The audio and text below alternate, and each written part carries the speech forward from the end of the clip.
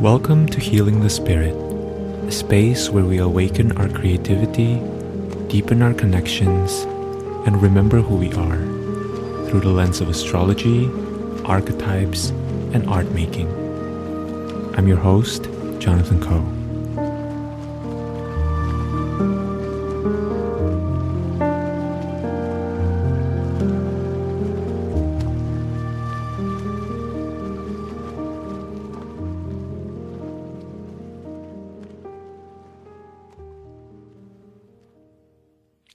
Hello everyone, welcome to Healing the Spirit. I really wasn't going to share any episodes today, but I woke up this morning, rolled out of bed, looked at my phone, at Instagram specifically, as one does, and I saw a couple cat videos that made me think about Mars and Cancer. And I thought that was such an interesting experience because I have been waiting to receive downloads and to share some contemplations with all of you on Mars and Cancer. And I thought, maybe it's time, or at least this is part one of that Mars in Cancer contemplation that I wanted to share with you. So Mars in Cancer is a really interesting transit for this year, right? If you know traditional astrology, Mars is fallen in Cancer, and you're going to hear me talk about all of what that means in a second. But basically, Mars entered its shadow period on October 5th, 2024 at 17 degrees Cancer. And this year, Mars will retrograde when it hits 6 degrees Leo on December 6th. And it will go direct when it hits 17 degrees Cancer on February 23rd, 2025. This is a pretty long period for Mars to go retrograde. It enters shadow on October 5th, doesn't leave shadow until May 2nd, 2025. Right? So Mars is going to be spending a lot of time in Cancer and Leo. And so this is something worth contemplating, worth feeling into and thinking about. So what I want to share with you today came from a container I was facilitating last year, fall 2023, called Eyes on the Edge. So Eyes on the Edge is a Mars container. I really thought it was just going to be a course, a regular course. But to be really honest with you, Eyes on the Edge is not a course.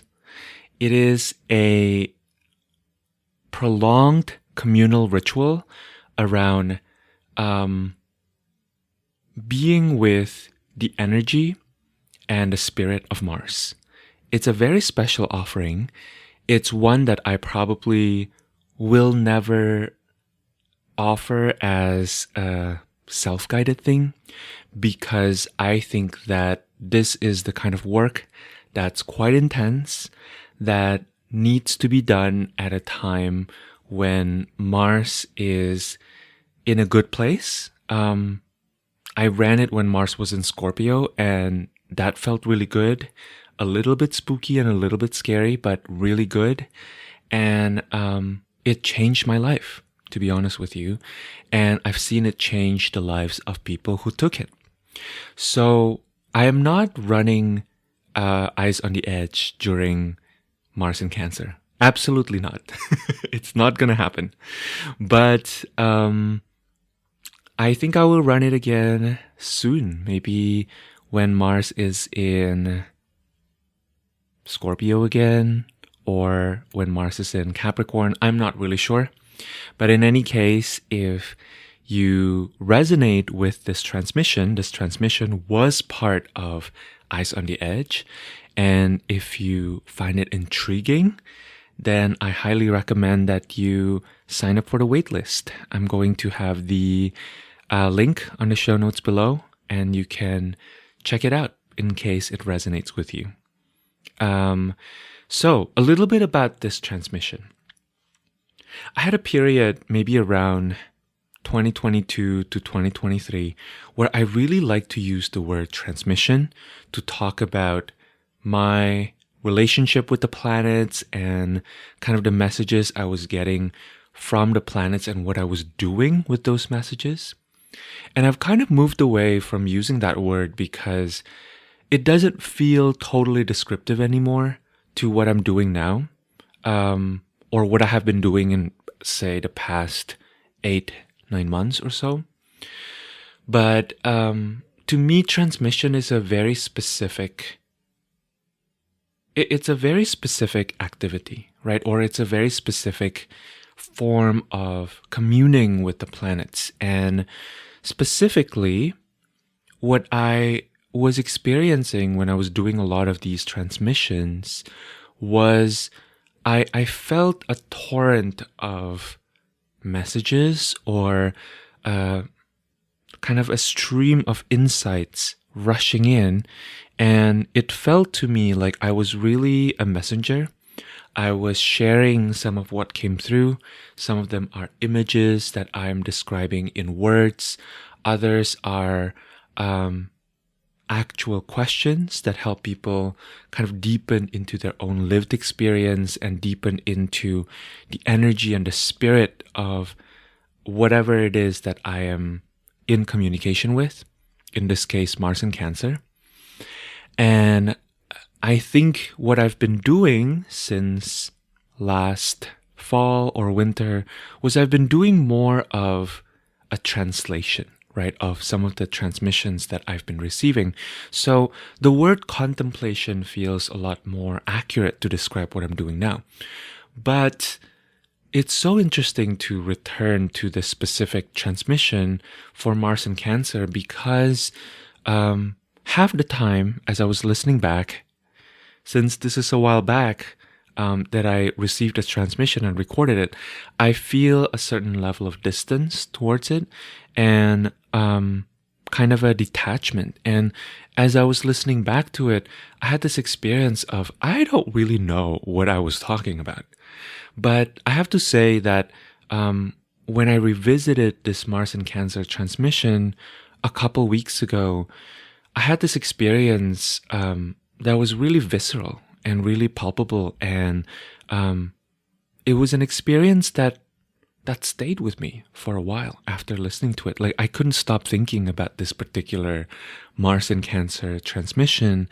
And it's, to me, a transmission is not one that directly addresses the thinking mind, as it does address the body and address the feeling sense. And maybe that's really appropriate for Mars and Cancer in general, but it really feels to me like this specific Mars and Cancer transmission was more an invitation, an initiation into feeling on a body sensation level what it would feel like to experience Mars and Cancer. So I want to share it with you. I'm really curious to hear about what you think. I encourage you to leave comments or let me know how this lands for you. And yeah, you're also welcome to continue coming back to this transmission as we move through the Mars and Cancer transit. Okay, let me see if there's anything else I want to share. Perhaps the only thing I will share is just a reiteration that Eyes on the Edge will return at some point. I don't know when, but yeah, if you are interested in that experience, I would encourage you to sign up for the waitlist, and I'll have the link on the show notes below. All right, here is the Mars in Cancer transmission, and enjoy.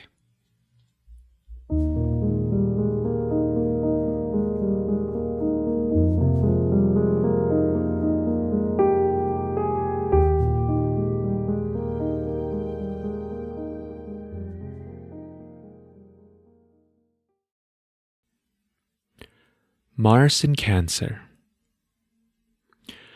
One way to think about Cancer is Cancer is the place where we all started. In traditional astrology, the Thema Mundi is the chart that is said to be the birth chart of the entire universe. And the Thema Mundi is a Cancer rising chart.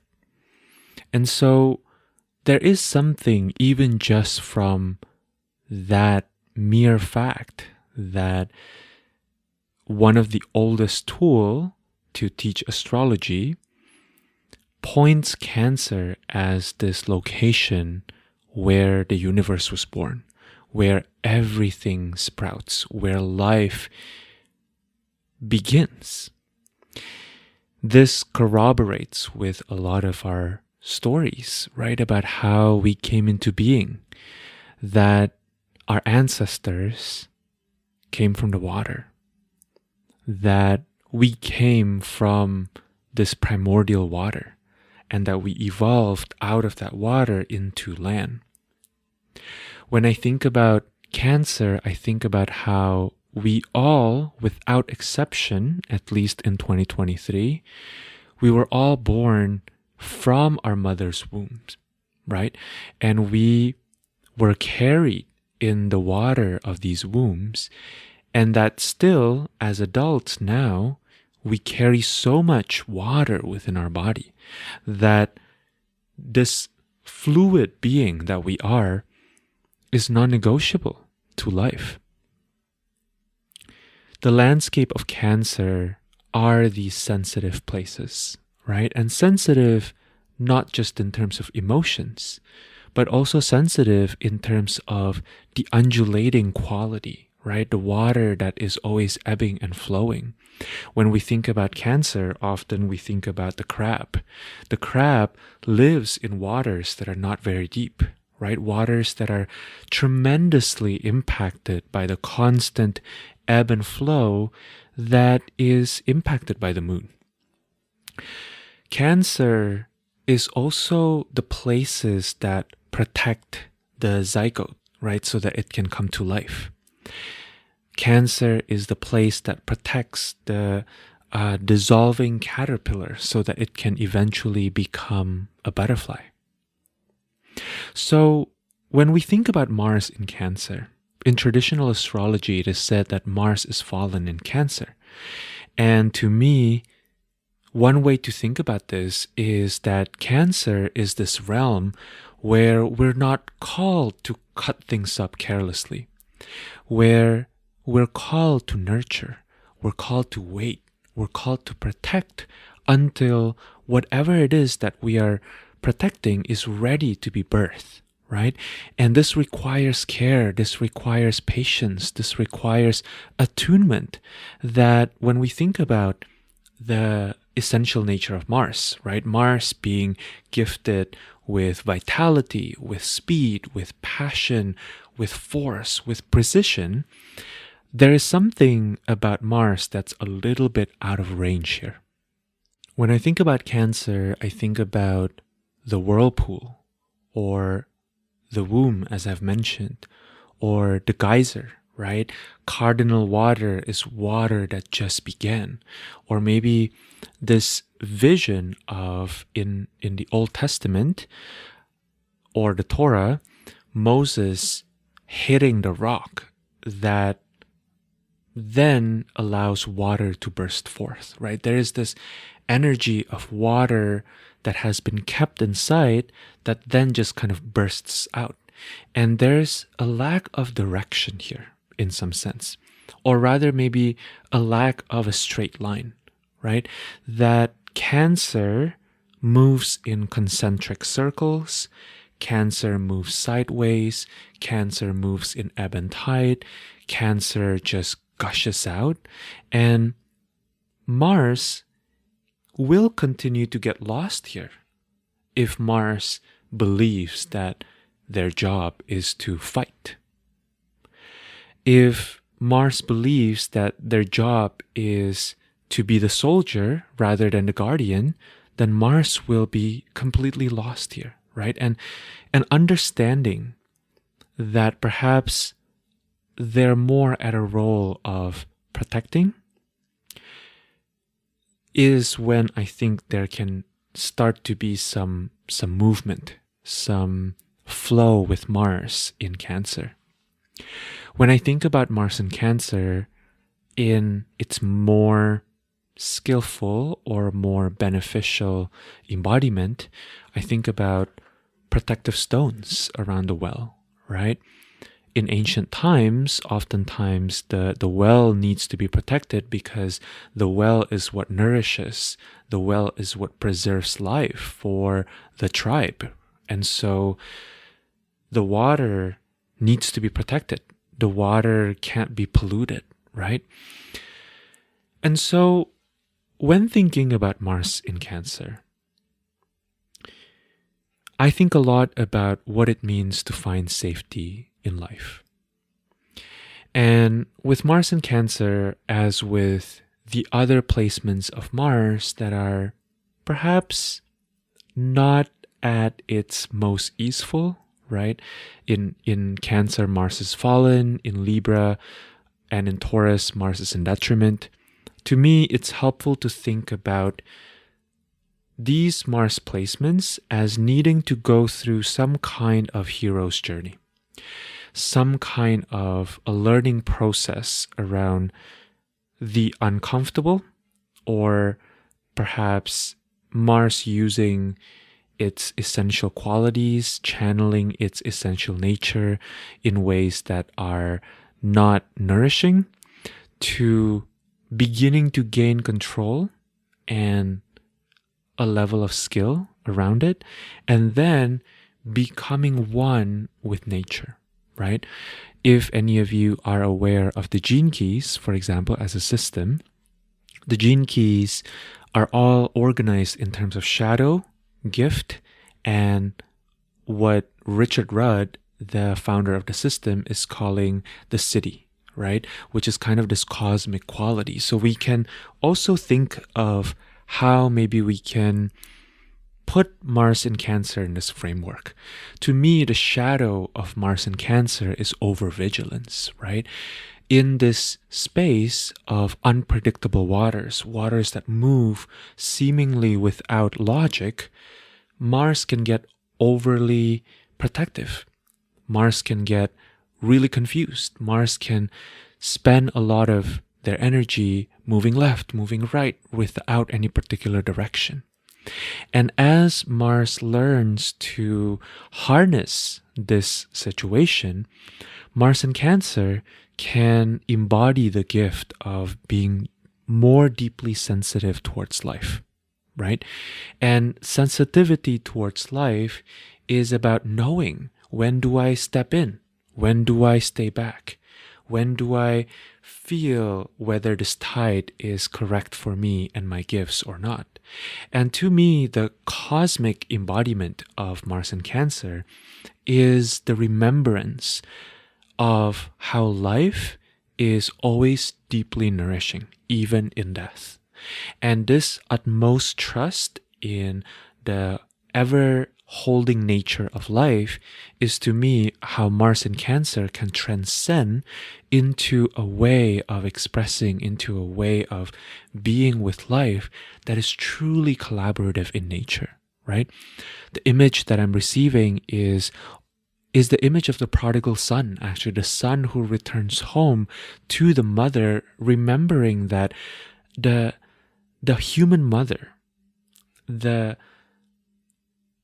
necessarily imperfect mother, is only a portal to the experience of coming home to the primordial mother, right?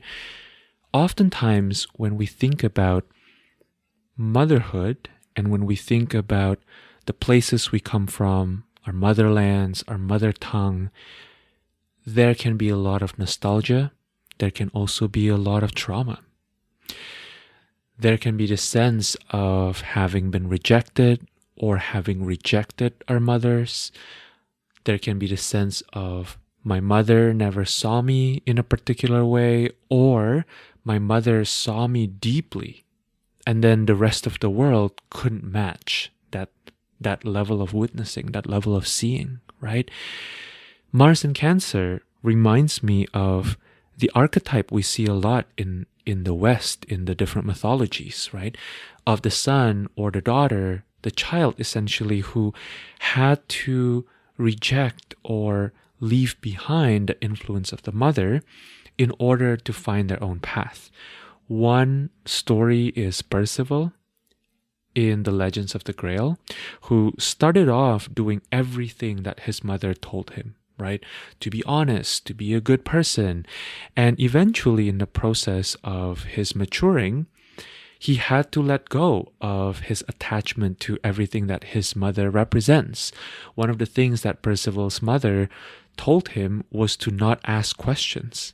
And as those of you who know how the story of the Grail, right, the legend of the Grail eventually unfolds, Percival had to ask that question in order to come into the Holy Grail, right? In order to unlock the Holy Grail. The other story that is coming to my mind is Vasilisa and the Wise Doll. One of the retelling of the story is by Clarissa Pinkola Estes, who talked about the idea of the too good mother, right? The mother who is so expert, right, at always attuning to her child, the mother who is always there to provide, and how in the story of Vasilisa, she had to eventually allow the too good mother to die. That essentially, in order for the child to really grow up into the adult that she is, she needs to begin listening to her own intuition, to her own deep knowing, to her own information. And so there is this story, right, that I think is necessary in the unfolding, in the growth of every child, where they needed to create some sort of artificial or sometimes very real separation from their mothers in order to listen to the frequency of life that wants to speak to them uniquely. And so this is bringing me back to this Taoist idea of humility. So in the West, when we think about humility, oftentimes humility has to do with submitting to a greater power, right? To admitting powerlessness. But in the Taoist cosmology, humility takes on quite a different meaning. Humility is rather a byproduct of not really opting into the belief that you're bigger than you are or smaller than you are. Humility is this willingness to right size our relationship to the all that is, the universe, the cosmos, right? We talked about this a little bit when we discussed the idea of aligning personal flow with divine flow. Can you tune in to the magnificence of the being that you are? But also, can you tune in to how the I, right, the small personal self is simply a fraction of the larger picture? But that without the I, the larger picture is also incomplete, right? That the two are deeply interrelated and interdependent on one another. Why am I bringing this up? Because to me, this idea of leaving behind our human mother, allowing to die the too good mother, is not just about leaving where we came from. It's not just about deconditioning for the process or for the sake of deconditioning, right? It's about letting go of the too good mother in order to more deeply connect with the primordial mother. That all of us within us are already equipped and already in touch, and we already are the primordial mother. That when we tune in to this wise mother that is the universe, that is always available to support us, right? That is the archetype of Cancer, that is the archetype of the Thema Mundi, right? That which signifies the birth of the universe. We can begin to move from the smallness, the limitation of our upbringing into the greater potential of being connected to this larger force that has the potential to continually nourish us. That our definition of what it means to nourish becomes less about nourishing the personal, but more about how nourishing the personal also nourishes the collective, right? I'm also thinking here more from a technical perspective about the relationship between Jupiter and Mars. Because while Mars is fallen in Cancer, Jupiter in traditional astrology is exalted in Cancer. So what does this mean, right? When I think about Mars, I often think about our personal will. I often think about our personal chi, our personal life force. Whereas Jupiter represents more of this larger sense, this larger understanding of how the cosmos wants to move through us, right? And how each of our tiny little desires are also, in some sense, always connected to this bigger force. And so Mars being fallen in Cancer, I think, can learn a lot from Jupiter being exalted in Cancer, right? Whereas Mars perhaps has their own strong agenda. Mars has their grip, right, on reality. When we talk about Mars in Capricorn last week, we talked about how Mars in Capricorn is so much about this ability, right, to practice, this ability to exert our personal will to transcend what we believe was possible previously, right? But with Mars in Cancer, it is about surrender. It's about how do we allow ourselves to continue practicing, to continue being, but to not be attached to the form of that being, right? To not be so focused on the outcome. We need to surrender. We need to surrender to the divine flow. And how does that look like? It really depends, right? Each of us have our own understanding of what the personal flow is in relation to the divine or the cosmic flow, right? And that connective tissue and how it feels and how it moves through us is so deeply personal. But my invitation is for you to feel into how does this divine flow feel in your body? How does it feel to be filled up by divine flow while also being grounded in your own personal system?